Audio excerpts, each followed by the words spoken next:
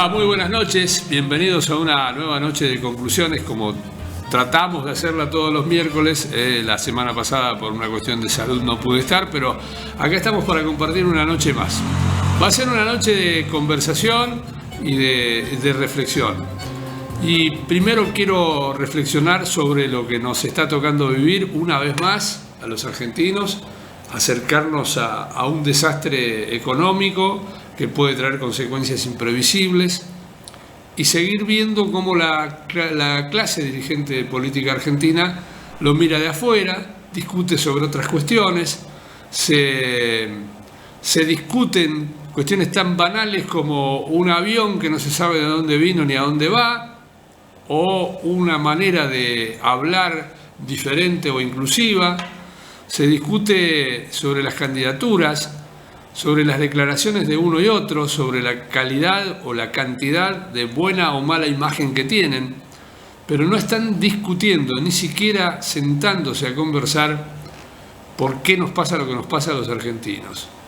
No están teniendo grandeza, por supuesto que no la tuvieron nunca, pero sería momento de que la tuvieran, porque la situación está cada vez más peligrosa, cada vez se acerca más un nuevo vacío social, económico, cultural, que nos puede llevar a un desastre, y los tipos siguen hablando de sus temas, siguen planteando cuestiones absolutamente irrisorias. Recién hace minutos el presidente de la Nación habló de la Tercera Guerra Mundial. Ocupate de lo que tenés que ocuparte. Perdón que lo tutee, ¿no?, al doctor Fernández, pero la Tercera Guerra Mundial a nosotros nos excede de todos los buines. Y que el Papa se refiere a este tema, bueno, es el Papa de la Iglesia Católica Apostólica Romana. Usted es el presidente de un país que tiene 60 y pico % de inflación y que proyecta 80 o 100 para fin de año. Un país donde el dólar acaba de empezar a subir nuevamente, y todos los argentinos sabemos lo que ocurre cuando el dólar sube, nos sube todo. Un país donde la inseguridad, la falta de respeto por las normas, la corrupción y la locura están al día. Ese país está gobernando usted, no el mundo. No tiene usted nada que ver con los líderes mundiales.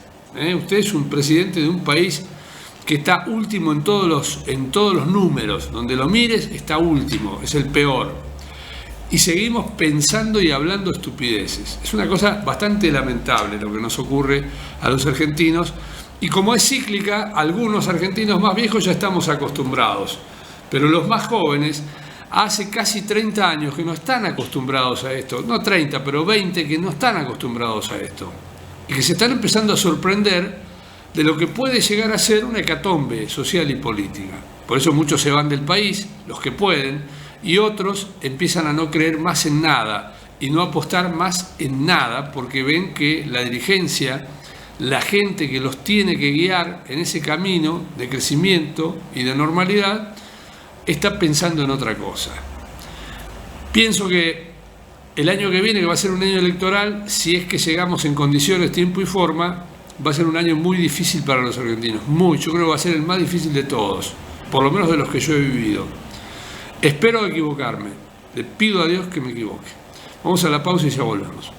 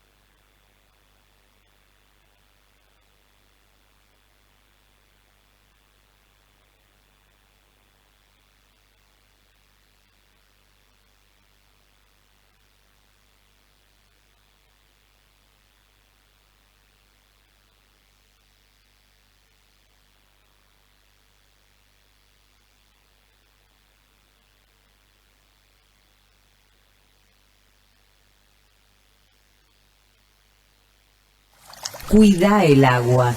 Siempre cuida el agua de Red que usás para beber, cocinar y aseo personal. Rega entre las 0 y las 6 de la mañana, cuando la temperatura baja, así se reduce la evaporación. Usa balde para lavar el auto o limpiar la vereda. Si tenés pileta, incorpora pequeños cuidados para mantenerla limpia. Duchate o lavate los pies antes de ingresar. Usa limpiafondos sin importar el tamaño de tu pileta. Si usás juguetes inflables, antes de ingresarlos, límpialos con agua y unas gotitas de lavandina. Cuida el agua de tu pileta con productos químicos adecuados, algicidas, cloro, decantador y miniboyas con pastillas de cloro. Seamos responsables y solidarios en el uso del agua. Es un mensaje de Cleriza.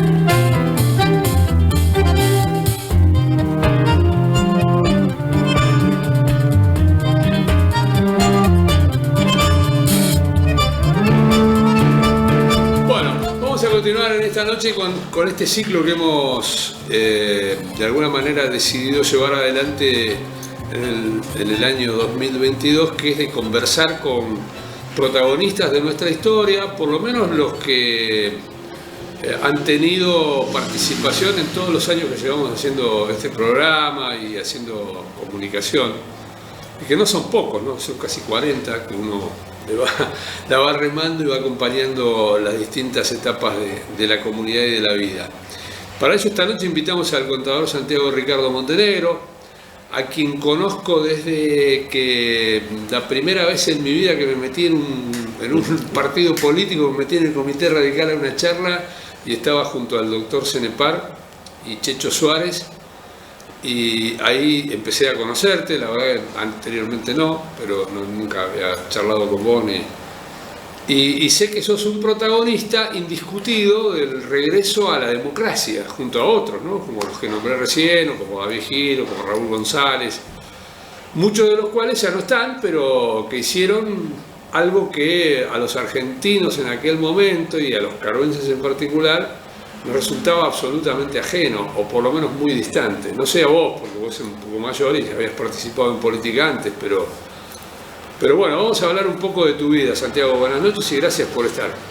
Buenas noches, un gusto poder hablar con vos y a la audiencia.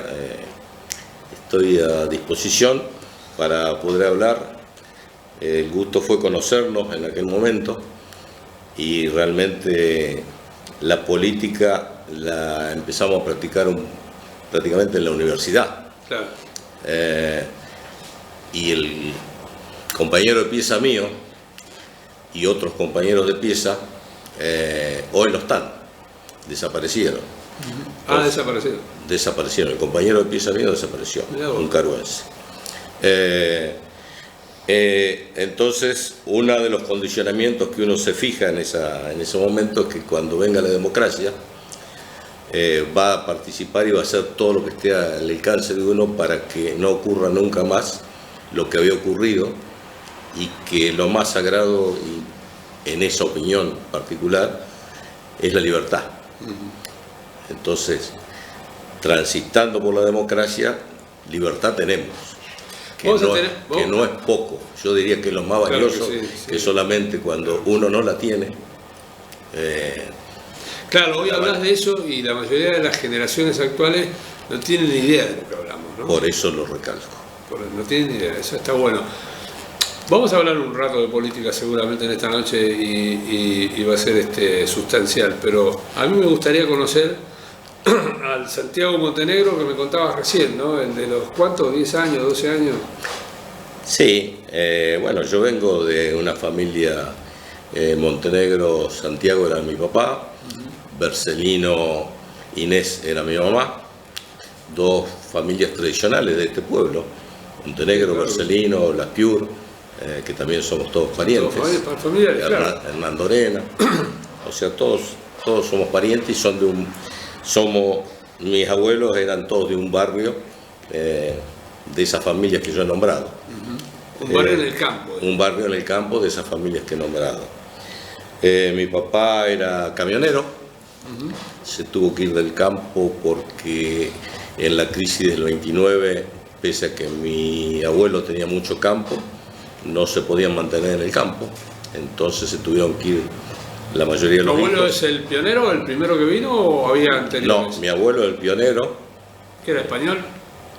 No, era pampeano. Pampeano, mirá. Pampeano, sí. Vino acá, alquiló, criaban ovejas y sembraban trigo, y en la crisis del 29 se tuvieron que ir la mayoría de los hijos. Unos salieron peones de campo, otros fueron a trabajar en remate ferias, y mi papá se puso de camionero. De camionero. Y bueno, mi mamá era ama de casa. Nosotros vivíamos prácticamente donde vivo hoy, al lado. Ajá. Esa es la casa donde yo nací. Mi hermana también nació ahí, María Inés. La casa donde vivía tu padre, ¿no? A donde vivía mi padre. Acá. Ahí nací. Y yo diría que... Los únicos dos hermanos eran María Inés y vos. Nosotros dos éramos los únicos hermanos. Y bueno, he viajado con mi padre siendo camionero. Inclusive yo te contaba al aire que la inflación viene desde 1952. Claro. Porque acompañándolo en un viaje a Viedma a llevar una mudanza de una gente que se trasladaba de Carué a Viedma, llegamos a saber echar nafta, que en ese momento los camiones hacían 100 kilómetros y había que echarle nafta. Y mi padre, que era un hombre calmo, realmente se desaforó. Y le digo, ¿qué te pasó, papá? Yo tenía 6 años y me acuerdo. Y lo que pasa es que este viaje lo hacemos perdiendo plata porque la nafta que valía 10 pesos se fue a 40 pesos. Oh, Dios mío. Y 1952. 1952. Ya. Entonces, cuando hablamos de inflación, ya hablando de historia y de economía, la inflación es muy vieja. Es muy vieja. Tiene Sí. 70. Es casi como el 70. mapa genético de la Argentina. Justamente. ¿Por qué de contador? Mirá, yo a los 10 años fui a trabajar con mi tío al campo, de enganchador de bolsas en las máquinas. ¿Quién era tu tío? Mi tío Daniel Bersalino. Daniel Bersalino. Daniel Bersalino, el padre Claro, que conocimos de Daniel todos. y de Carlos Germán. Sí, San Martín siempre, ¿no? Sí, toda la familia. Y me fui de enganchador de bolsa, en aquel momento se usaba la bolsa, y había uno que era cosedor y otro que tenía que enganchar la bolsa, moverla para que se llenara el trigo. Y era un trabajo muy arduo, y remontándome a 10 años, era un trabajo fuerte. Y cuando venía el viento de atrás, que venía la granza y nos llenaba de granza, bueno, era insoportable. Trabajé con mis tíos varios años en las cosechas. ¿En cualquier campo o en el campo de tu No, tío? en el campo de mi tío. En el campo de tu tío. En el campo de mi tío. Siempre ayudándole a mis tíos. Después, ¿Daniel era hermano de tu madre o padre? hermano de mi mamá. Sí, era tío Sí. tío directo. Y esos trabajos yo lo hacía porque me gustaba hacerlo, me gustaba ganarme mi plata, me gustaba ser útil, pero que eran feos. Claro. Eran feos. Sacrificado. Y mi tío también me alentó mucho para que yo estudiara, Ajá. porque me veía condiciones, me compraba libros para que yo leyera, y me veía condiciones, y a su vez contador, porque los números siempre me gustaron. Ya de chiquito mi mamá me hacía, en vez de cuentos, me hacía cálculos, y así que yo los números... ¿Había más profesionales en la familia? Beto Laspiuri. Beto. Y Cholo, Claro, Beto también y es Cholo pariente de Laspiuri. ustedes, claro, Beto y Cholo. Beto Laspiuri y Cholo Laspiuri. Son más o menos de la misma generación. No, ellos, Un poquito más grandes. Ellos son un poco más grandes que yo. Pero también era un aliciente que si me recibía de contador podría venir a trabajar con ellos. Ajá. Que uno cuando empieza a estudiar dice, después de que voy a trabajar, bueno, yo ya veía una luz que por lo menos iba a poder trabajar. Así ¿Era que, difícil irse a estudiar en tus épocas? Mirá, era un sacrificio grande. Primero porque yo estuve en una casa familia, solo. ¿En La Plata? No, en Bahía Blanca. ¿En Bahía? En Bahía Blanca. Los recursos que había que cuidarlos mucho. Había que ir al comedor universitario, había que caminar 10 cuadras de ida y 10 cuadras de vuelta para almorzar o cenar. Y la universidad también estaba a 10 o 12 cuadras. Y había que estudiar mucho. Entonces, como en toda universidad, el cambio del secundario a universidad era arduo. Y después había que pasar, las comodidades que uno tenía eran pocas. Claro.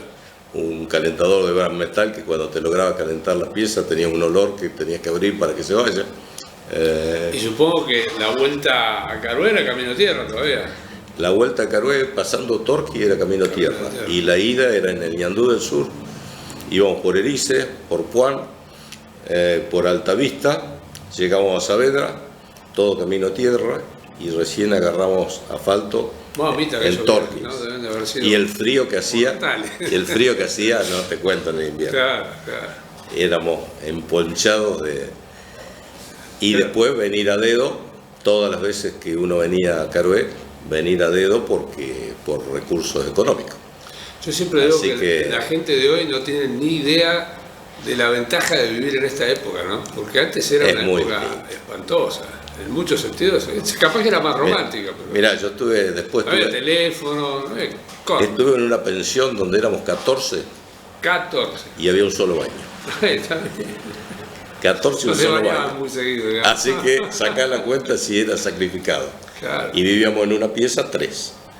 Entonces, cuando me recibí y pude hacer alguna diferencia, lo primero que hice fue comprar un departamento para que mis hijos estuvieran mejor que yo de lo que lo había pasado en esas pensiones. Bueno, todo se logró, gracias a Dios. Y ese sacrificio... ¿Volviste a Carué? ¿Por qué Carué? ¿Por qué no te quedaste en la ciudad? Primero... ¿Estabas de novio en esa época? Tenía mi familia, yo he sido siempre de extrañar mucho mi casa. Ya andaba de novio porque anduve de novio desde los 16 años con la misma, la que fue mi señora, Gladys Uribe Echeverría. Fue un motor de que yo estudiara, porque cuando salía mal me daba fuerza y salí muchas veces mal, pero volvía. Y ella, la baja, tenía una fortaleza... una fortaleza fuertísima. Y una honradez fuertísima. Que no es poco, gracias a Dios.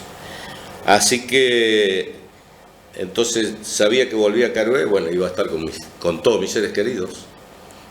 Y trabajo ya lo iba a encontrar, así que volviendo a Carué, realmente tuve la suerte de encontrar muy buenos trabajos. ¿Y cuál fue el primero?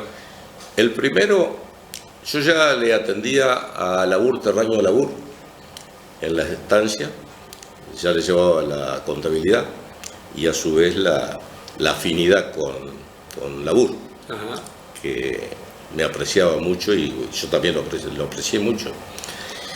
Después el primero acá fue Automotor de los Alpes.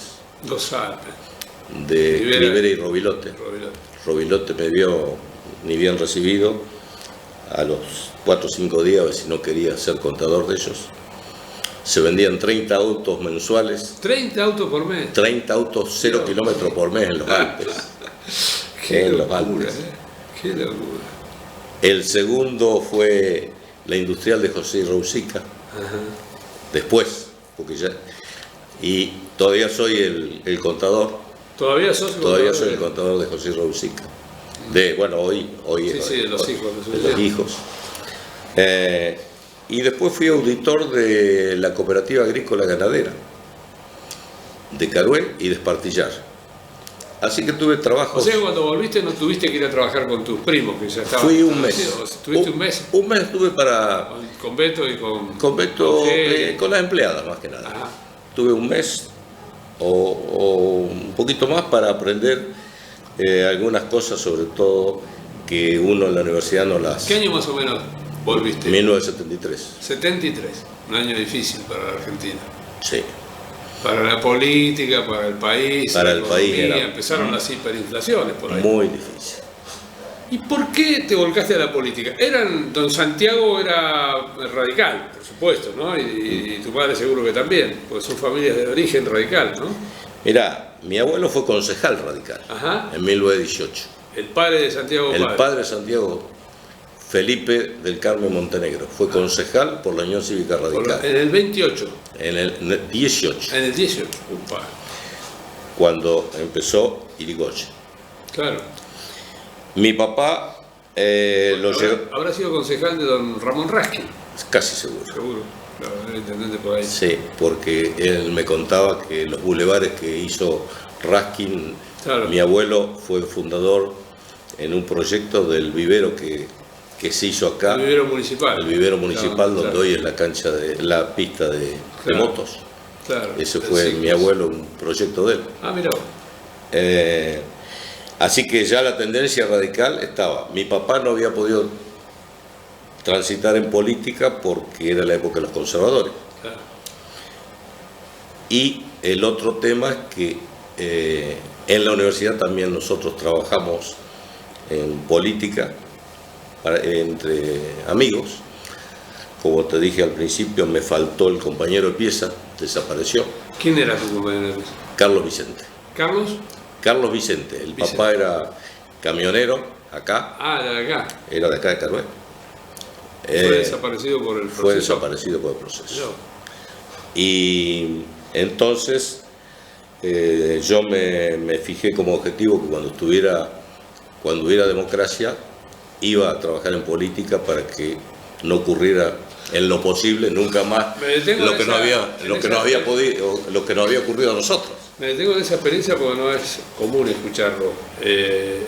¿Podés contarme cómo fue? ¿Qué supiste? ¿Qué pasó con tu amigo? ¿Con tu Sí. compañero? Sí. Si no te molesta, ¿no?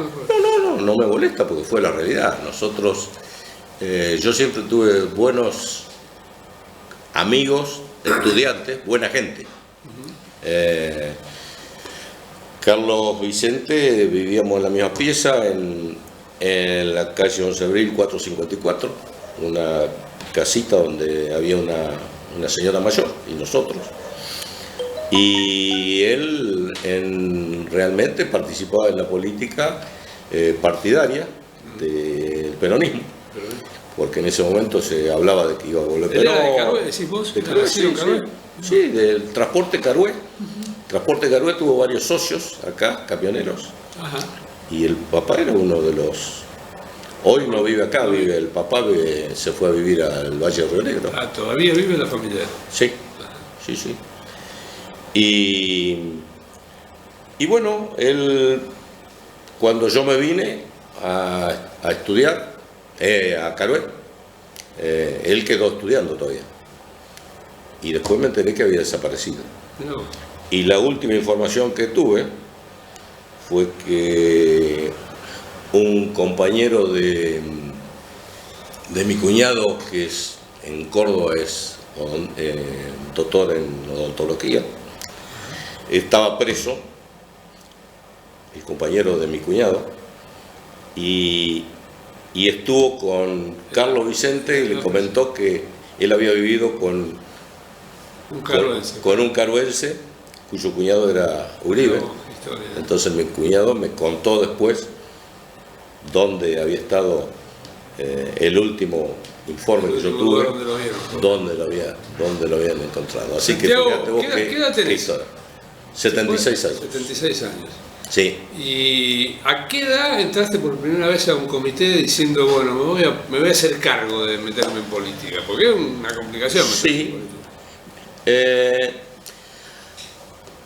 Cuando vino Alfonsín en el 70 y tantos, Cuando Cenepar le fue a abrir la puerta del comité. justamente, estaba Checho Suárez, estaba el hijo de Cenepar, Claro, Julio Carlos, estaba Palermite, que tenía el Toto Palermite, estaba un veterinario que trabajaba en la cooperativa, que no era de Carué, y estaba yo, éramos los 5 que estábamos con Alfonsín en esa época. La historia, para que le cuento a la gente la historia, porque por ahí no saben que Alfonsín era un dirigente muy joven, muy renovador del radicalismo, y los tradicionales, los nacionales, los del radicalismo de la UCR Línea Nacional. Línea Nacional, estaban acá representados por el doctor Julio Carlos Cenepal. Y en ningún lado lo dejaban entrar a los comités, Alfonsín. Le prohibían la entrada, porque los comités pertenecían a la línea nacional. Y en este caso Cenepal le abrió la puerta, le gusta radical como yo, más o menos la frase la escuché así. Así que tiene derecho a estar. Y ahí estaba con estos 4 o 5 quilomberos que eran ustedes. Justamente. Éramos nosotros la primera vez que vino. La primera vez que vino, claro. La primera vez que vino. Candidato creo que tal vez a diputado. Tal vez a diputado. Ya en el 82 lo encuentro a Alfonsín en una reunión que nosotros vamos con el banco a Córdoba y estoy de vuelta con Alfonsín y me dice no se olvide darle saludo al doctor Cenepal. Sí, señor. Así que ya en el 82 yo estaba de vuelta en Renovación y Cambio y empezamos a hacer reuniones en mi estudio. Ahí nació Renovación y Cambio con Checho Suárez y después fuimos incorporando otro montón de jóvenes. Después lo invitamos a David Hirsch, Claro. que David fue invitado a que participara con nosotros, porque yo trabajaba con él yo fui consejero de Cleriza y era el gerente. Yo también estuve ahí, después Estuviste ahí. Y la primera reunión que hicimos en el comité, éramos 4, y lo trajimos a un compañero mío que era Néstor Pérez, y al que fue diputado. No importa. Bueno. Es lo normal que nos olvidemos los nombres. No, sí, gracias. Gracias a Dios lo tengo presente, pero no me acuerdo el nombre. Nos reunimos en el comité radical con la autorización de la policía y con 2 policías al costado. Todavía proceso militar. Proceso militar. Galtieri, en ese tiempo ya no Galtieri. 82. Claro. Proceso militar, nos reunimos en el comité que nos autorizó, nos abrieron el comité. Y como venían estas jóvenes de Bahía, hicimos una reunioncita entre unos poquitos, pero tuvimos que pedir autorización a la policía y había 2 policías al costado para ver de qué hablábamos. Así que había 2 policías. 2 policías al costado. Nosotros mirándolo de frente, estábamos de este lado y los policías estaban. Así que, nada, podés escribir un libro, realmente podés escribir un libro y ahí empieza la democracia, diríamos, ahí empezamos a participar. ¿Y qué papel jugaban estos, cariñosamente, viejos dirigentes, como Cenepal, como qué sé yo? Había un montón de... Sí, el más activo... El más activo era el doctor Cenepal en aquel momento. Sí, pero el más activo en ese momento... No, fue Raúl González. Raúl González había sido concejal y era el más activo porque tenía amigos en Rivera, en Massa, en San Miguel, y nosotros teníamos, primero que teníamos que ir a hablar de Alfonsín, donde los viejos decían este zurdo, es un peligro este zurdo, no los radicales, éramos todos zurdos, éramos jóvenes, 30 y moneda de años, y realmente nos tomaban así que nos costó mucho trabajo ir a ver a quién veíamos, porque todos eran conocidos de Raúl González. Claro, la tenía retarreada Raúl, yo me acuerdo. Todos conocían a Raúl González y nosotros teníamos que ir a hacer patria. Así fuimos a todos los lugares fuimos, y bueno, siempre encontrábamos algunos que por ahí de uno después íbamos al otro y del otro al otro. Era y cuerpo a cuerpo la pelea. Cuerpo a cuerpo. Y la mayoría fue con Chicho Suárez y algunos otros muchachos que ahora no me acuerdo, pero esa fue Chicho también fue un dirigente muy, muy comprometido con el con una pasión por la política. Sí, una pasión. Siempre nos decía. Yo lo recuerdo con mucho cariño. Siempre nos decía. Cuando elegimos concejales tenemos que poner uno de Racing y uno de San Martín. Tenía esa cosa. ¿Y por qué? Viejo, si querés te votar los de Racing, tenés que poner uno de Racing. Querés te votar uno de San Martín, tenés que poner de San Martín, dice. Así que era muy gracioso. Primero nos reíamos, después pasado el tiempo. Era verdad. Abre el ojo. Abrí el ojo que tenés razón. No era muy difícil convencer a la gente que participaba en política, porque había mucha, en la gente joven, por lo menos yo me acuerdo, sí. el grupo éramos la Juventud Radical después, pero cuando fuimos a la primera charla esa que me acuerdo, teníamos muchas ganas de participar. Lo que pasa es que nadie entendía de qué se trataba demasiado, ¿no? Nosotros tampoco. Claro, ustedes tampoco, ustedes eran jóvenes. Bueno, sí, pero teníamos la gana de participar. ¿Y te descorazonó en algún momento la política o No. o siempre seguiste? No, porque Pasaste por situaciones, vamos a ver, complicadas en la política. tremendamente. Perdí muchos Amigos, amigos, parientes. hay algunos que todavía no me saludan desde que vino Armendari. Claro, la inundación fue terrible. No me saludaron nunca más. Otros, ¿Te duele que no te hayan saludado nunca? sí, porque ¿Y nunca intentaste? No, ¿No? porque quería ver a todo con honradez siempre. En ese sentido soy bastante transparente, llamémosle en ese sentido. El que no me conoce, bueno, es otro tema. Pero Sí, yo siempre te jugó en contra tu seriedad, ¿no? Sí.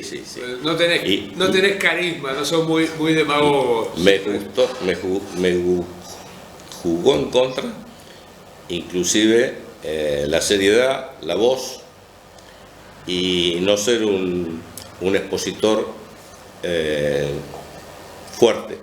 Porque a mí me hubiera gustado ser intendente. En algún momento Me hubiera gustado en algún momento te querían proyectar como intendente. Bueno, me hubiera gustado, pero no tenía el carisma, y en esa época, hoy no quizás hablar tanto como en aquella época donde había que prácticamente hacer discursos. Había que subirse al palco. Y subirse al palco, y bueno, pero me hubiera gustado. Yo me acuerdo que un día te dije, vos te reías mucho, que tenías que ponerte más simpático y salir con una galera y saludar, porque la gente no te quería mucho por esa cosa de tu seriedad, de tu parquedad, ¿no? Y sí, me ocurrió siempre, pero bueno, cada uno es Santiago, como es. Volvemos a aquellos momentos fundacionales de la política. Correcto. En realidad, por ahí pasa el eje de tu vida en todos los sentidos, ¿no? Para atrás y para adelante la política es más allá de lo personal, ¿no? Tu familia, tus nietos, tus hijos.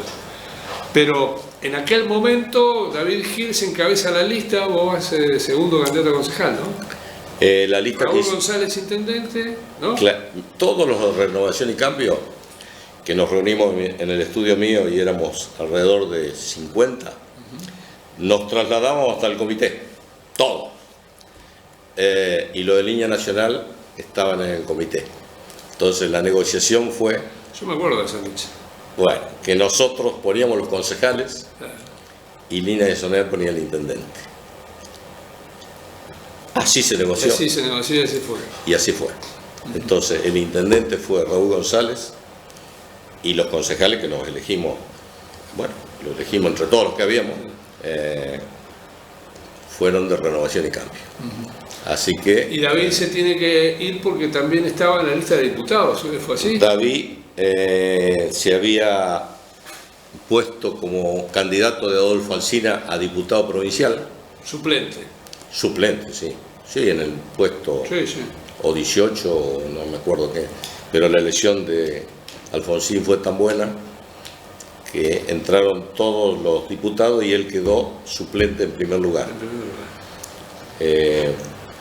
Después fue presidente del Consejo Deliberante David, como primer concejal, yo segundo, y a los 40 días aproximadamente fallece un diputado y David lo va a reemplazar y quedé yo de presidente del en la práctica fuiste el primer presidente del Consejo Deliberante de la vuelta a la democracia, porque David estuvo apenas 30 días. Justo. Así fue. Vamos a hacer una pausa y después me contás cómo fue aquella experiencia. Bueno.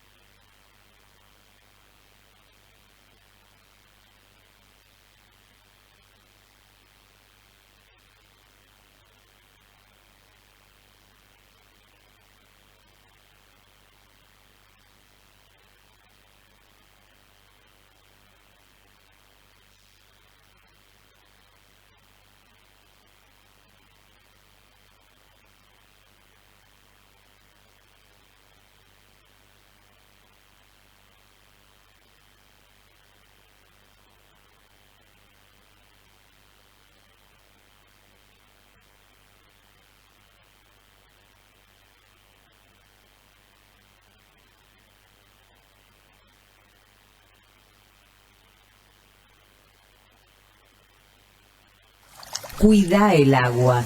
Siempre cuida el agua de red que usás para beber, cocinar y aseo personal. Rega entre las 0 y las 6 de la mañana, cuando la temperatura baja, así se reduce la evaporación. Usa balde para lavar el auto o limpiar la vereda. Si tenés pileta, incorpora pequeños cuidados para mantenerla limpia. Duchate o lavate los pies antes de ingresar. Usa limpiafondos sin importar el tamaño de tu pileta. Si usás juguetes inflables, antes de ingresarlos, límpialos con agua y unas gotitas de lavandina. Cuida el agua de tu pileta con productos químicos adecuados, algicidas, cloro, decantador y miniboyas con pastillas de cloro. Seamos responsables y solidarios en el uso del agua. Es un mensaje de Cleriza.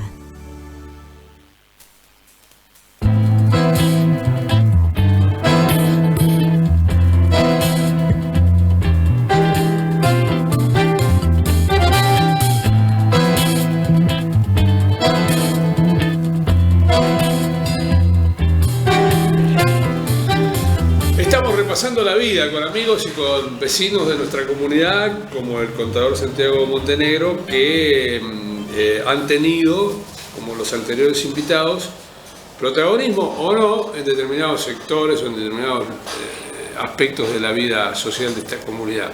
La idea es dejar el testimonio y hacérselo conocer a las generaciones que de pronto no saben de quién estamos hablando.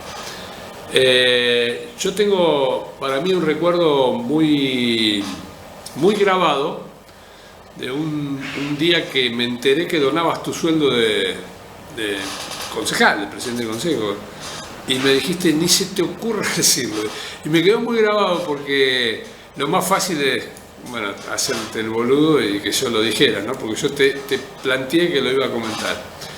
Porque eran gestos que no son muy habituales en la política en la Argentina, aunque seguramente los hay y bienvenido que sea así, ¿no? Pero no interpretaste, me parece a mí, la política como un trampolín para tu desarrollo personal. O sea, eres un empresario y un profesional con un buen pasar. Pero bailar con la más fea y que te toque la inundación en la época de Armendáriz y con el desastre que fue todo eso, debe haber sido una cosa bastante traumática, ¿no? Bueno, fue bastante triste. Lo de la donación, yo nunca entré a la política para beneficio personal, sino porque a mí me gustó hacer algo por mi comunidad y por todo aquel que pudiera hacer algo por él. Eso a título personal también. Con la inundación fue muy triste, primero porque cuando vino el candidato Armendáriz en campaña, que ya era prácticamente en el fines del 82, creo que vino en noviembre o diciembre, con mi auto particular lo llevé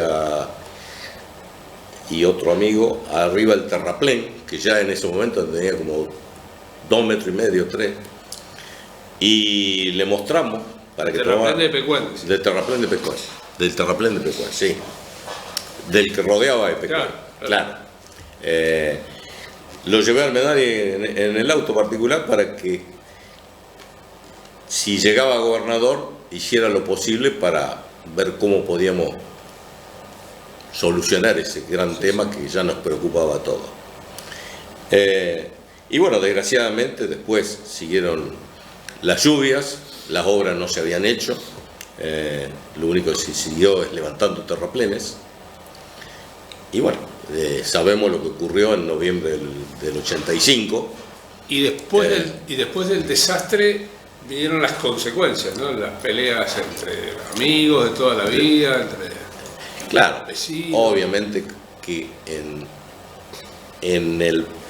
entre amigos y en el pueblo, ¿a quién iban a recurrir? A los que estamos al frente, que era Raúl González, era quien te habla, que era presidente del Consejo Deliberante, y era David Gil, que era diputado. Sí. Nosotros nos recibimos la mayoría de las cachetadas, vida y por haber.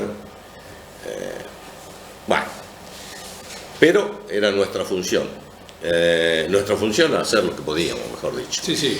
Y reclamar ante los poderes de la provincia de Buenos Aires que nos ayudara, que es lo que más hicimos, porque con los recursos municipales lo único que podíamos hacer era atender los casos urgentes, que fue lo que se hizo, pero no podíamos hacer más que lo que con el elemento que contábamos. Así que reclamamos y bueno, logramos algunas cosas, pero fue todo insuficiente. Y ahí fue cuando la gente se nos enojaba, ni hablar cuando vino Armendari a Carué, que hubo una cantidad de vecinos que le tiraron piedras, le tiraban, bueno, puteadas de todo tipo, y ahí a nosotros también puteadas de todo tipo. ¿Sentías que te echaban las culpas a ustedes también, ¿no es cierto? Sí, y ya te digo, compañeros algunos de la escuela primaria que nunca más me saludaron, algunos parientes que durante muchos años tampoco me saludaron, parientes personales. Sí, claro. Pero bueno, son las reglas de juego de la política que uno... ¿Después de eso abandonaste la presencia política, digamos? No, nunca. En las elecciones, digamos, o sí, o seguiste... No, como candidato no seguí. Como candidato no. No, pero en política te mantuviste siempre. No. Y ese mantenerte siempre en política también te llevó a pelearte con gente con la que habías peleado codo a codo, ¿no?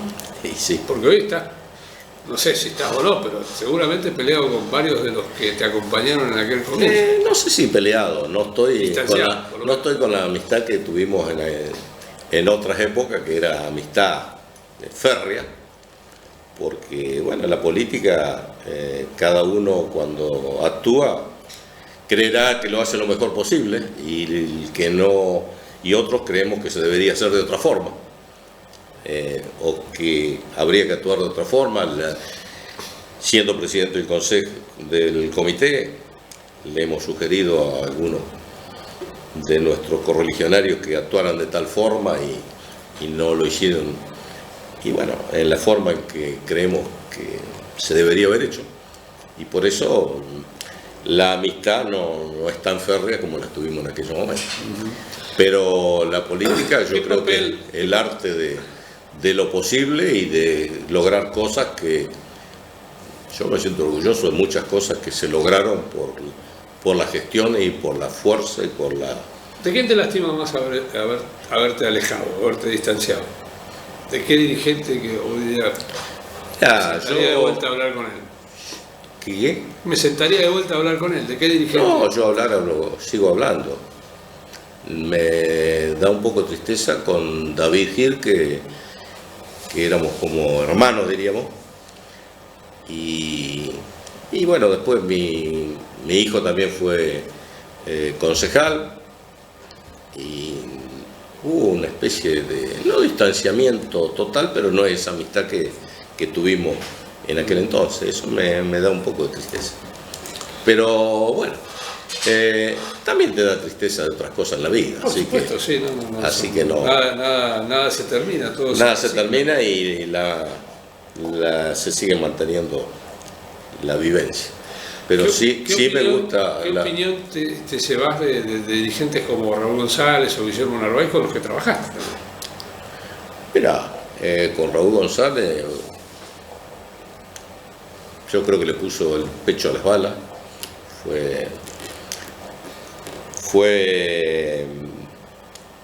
Muchos no lo piensan así, ¿no? No. Yo lo vi a él creer realmente que Pecuén no se iba a inundar nunca. Y muchos no lo ven así porque después que se inundó, dijeron que fue uno de los que primero cobró parte del costo. Bueno, eso corre por su cuenta. Sí, eso corre por su cuenta, lo privado. Con Narváez, un hombre con una garra impresionante y una terquedad mayor. Me acuerdo cuando con Roberto Pacho y Alfredo López descubrimos que encontramos un lugar que es la isla. Yo estaba con ustedes yo. Bueno, Y no había forma de hacerle entender a Narváez de que uniendo ese pedacito íbamos a tener un balneario. No había forma, él lo quería hacer En Bateone. en Bateone. Inclusive por un mes y pico no nos dejó entrar al despacho. Bueno, suerte que se convenció, mirad vos lo que es la isla, después vino Olga Urrutia Sí. y la levantaron a la isla, el gobierno gastó $1 millón en ese terreno. Claro, pusieron todo al nivel del terraplén. $1 millón costó eso, que eso, ya que estamos al aire, es importante que la gente lo sepa. Cuando dijeron, esto es una hectárea y entrego otras hectáreas, pero ese costo que tuvo esa isla fue monstruoso. Gracias a Dios se hizo y gracias a Dios está.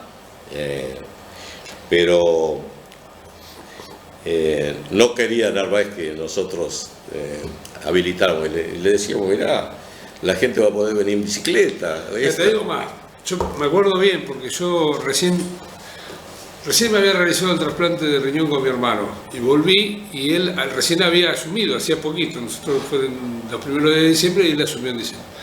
Y él me dijo, cuando volví, me dijo, bueno, porque yo le decía, usted tiene que hacer turismo porque lo prometió. Yo como periodista, no era empleado de Entonces me decía, anda a buscar una playa. Y fuimos con Beltracini, con Oreste Beltracini, a buscar la playa de Bateone, sí. Porque el dueño era un amigo de Beltracini de Bahía Blanca, de esas playas, de esas costas. Y después, un 9 de julio, en el Consejo Deliberante, me agarran vos y Roberto, Pacho, y me dicen, che, vení que hay un lugar diferente. Y fuimos, yo me acuerdo bien clarito, fuimos por un alambrado, cruzamos a la isla, con Roberto. Sí. Y bueno, después fue la guerra para que comprendiera Arenas Blancas. La guerra de ustedes para que comprendiera, claro. Arenas Blancas tenía comprendiera que había que hacerlo ahí. No, una cosa loco, Juan. Pero fue un hombre que marcó un tiempo, una tendencia. Ahora, la testarudez nuestra fue buena también. También, sí, seguro. Seguro, aparte, bueno, yo creo que no había tanto resquemor en la política en aquellos años, ¿no? Me parece que se discutía, pero no había tanta cosa, tanta rosca como hay ahora, o sí. Había. Bueno, cuando llegaban las candidaturas, claro. Mientras no había candidatura estaba bien. Pero bueno, pero estuvo bueno. ¿Qué papel jugaron en toda esta historia Gladys y tus hijos? Bueno, yo creo que Gladys fue un motor personal. Me ayudó mucho cuando estudiaba, como dije. Y bueno, en la vida siempre fuimos juntos. Y en la política también. No, por eso. En la actividad y en la política, un montón, porque también era ferviente y le re gustaba. Sí. Y mis hijos, obviamente todos hoy, bueno, son radicales. Uno, Facundo, que está acá, Nerio, que es asesor en el Consejo Deliberante de Santa Rosa y es contador del Comité de Santa Rosa, así que está metido. Y Leandro, que ahora es abogado, siempre está cerca del radicalismo también. Así que ellos han sido un motor de mi vida. Realmente. Y vos también has sido su inspiración, digamos, en alguna medida, porque siempre estuviste. No le aflojaste ni abajo del agua en la política. Ni le aflojo. No. Ni le aflojo. No, pero viste que la política a muchos los acobardó, se alejaron para siempre. Muchos de los que, inclusive de los que te acompañaban a vos, que son personas que le han puesto su garra, pero se dijeron un día basta, no aguanto más. Mirá, yo a veces salgo al pueblo y me siento concejal. Claro, siempre entra con la cabeza. Y ando con la agenda y nombrándole cosas que estoy viendo. Hoy hace rato al pasar me dijiste que vos querías ser intendente. Sí, siempre llegó un momento que tuve un conocimiento importante. 6 años presidente del Consejo Deliberante. Después fui auditor del Banco Levalle. Que se nos cayó el banco en el 95. Claro. Nos quedó hecho el hotel que gracias a Dios con Turrión lo habíamos impulsado, porque Carué no tenía ningún hotel como correspondía y hoy gracias a Dios está ese hotel. Y cuando cae el Banco Levalle, que yo era el auditor y era uno de los trabajos representativos, Me mando un currículum a Pigüé, que había ganado el radicalismo, como contador municipal. No me conocían, obviamente que averiguaron quién era yo y cómo sería. No era muy difícil tampoco. No sería, pero bueno. Sí, sí. Y me aceptan como contador municipal. Entonces tuve 6 años y medio de contador municipal. En la municipalidad de Pigüé. En la municipalidad de Pigüé, Saavedra, donde aprendí otro montonazo. Entonces, entre el conocimiento de Consejo Deliberante y los años de contador municipal, en el cual en Pigüé a su vez formaba siempre parte del equipo, me sentía capacitado como para ser intendente, pero me faltaba siempre la locución y fue un condicionante. La locución. Fue un condicionante. A veces es el destino, ¿no? Que determinadas Puede personas... Puede ser. El destino está que no estén Puede ahí. ser, No sé. pero digo, las ganas las tuve. Porque me parece que uno... Logré hacer que se hagan un montón de cosas. ¿Lo proyectás, esas ganas en Facundo? ¿Las proyectás? Sí, pero sí, tal vez que sí, pero él tiene energía propia y mucha. Es una mezcla ¿Le bastante... tenés fe? Sí, ¿A sí. qué vas a llegar? No sé si irá a llegar o no, pero que tiene un conocimiento fuerte y capacidad, ninguna duda. Realmente, y ha salido una buena mezcla entre Gladys y yo. Sí, se nota. Muy buena mezcla salió. Puro por cruzar. Así que... Santiago, ha sido un placer conversar con vos. Me he acordado de tantas cosas que no te quise llenar de preguntas porque si no terminamos mal la nota y aparte sería demasiado atosigante para el que está escuchando, que por ahí no sabe quién sos o no tiene claro cuál es tu trayectoria en esto. Sí, yo te dejo si querés hacer una última reflexión o agradecer o hablar de lo que ahí me olvidé de preguntar. No, yo te agradezco y realmente nací en este pueblo, lo quiero mucho. Somos dos. Y realmente lo que me gustaría es verlo floreciente. He soñado siempre con el turismo. También fui cobrador de impuestos municipales varios años en Epecuén. Entonces también viví lo de Epecuén, lo del turismo. Creo que esa parte la debemos profesionalizar al máximo y este pueblo no lo pararían. Sería un boom en la provincia de Buenos Buenos Me parece Aires. que está en camino, ¿eh? Está en camino. Yo creo que está en camino. Está en camino. Esta vez tengo mucha esperanza. Yo tengo esperanza. Inclusive estoy trabajando en un turismo rural. Fíjate vos por dónde me canalicé un poco. Hace muchos años. Sí, pero ahora formamos un grupo de turismo rural. Está muy bueno. Así que yo digo a los caruenses que tengan fe, que pongan fuerza y que dejen que siempre peticionen a las autoridades. Peticionen, siempre con honradez, con fuerza y por cosas buenas para la comunidad. Esta comunidad se lo merece porque la gente que viene la ven potente y yo creo que somos potentes. Así que muchas gracias, Donny, por invitarme y a disposición. Espero que haya sido un poco de historia de un caruense más. Gracias, Santiago. Muchísimas gracias. Gracias a vos. Pues te doy la mano como en todos los programas. Gracias. A los invitados. Gracias. Bueno, nos vamos. Qué lindo, cómo me gusta hacer estas notas, porque me encanta entrar en la gente en los momentos importantes que nos ha tocado vivir a la mayoría en conjunto, porque yo ya estoy tan grande, digamos, que ya no me puedo escapar de ninguno. Antes por ahí hablaba con alguno que no sabía de qué hablaba, pero ahora tengo muchos protagonistas con los que compartir estas noches de los miércoles. Y todos ustedes de ese otro lado, teniéndonos la paciencia de escuchar y de compartir. Muchas gracias, que tengan buena noche. Muy buen fin de semana para Carué, que sea el mejor de todos y se supere momento a momento. Chao.